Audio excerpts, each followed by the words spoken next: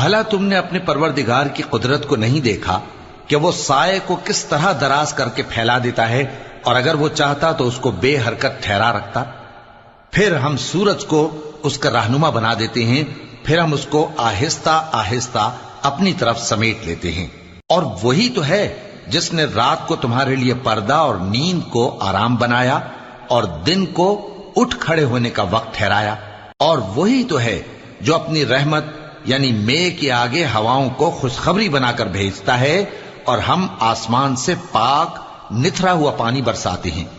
تاکہ اس سے شہر مردہ یعنی بنجر زمین کو زندہ کر دیں، اور تاکہ ہم وہ پانی بہت سے اور آدمیوں کو جو ہم نے پیدا کیے ہیں پلائیں۔ اور ہم نے اس قرآن کی آیتوں کو طرح طرح سے لوگوں میں بیان کیا تاکہ وہ نصیحت حاصل کریں، مگر بہت سے لوگوں نے انکار کے سوا قبول نہ کیا۔ اور اگر ہم چاہتے تو ہر بستی میں ڈرانے والا بھیج دیتے،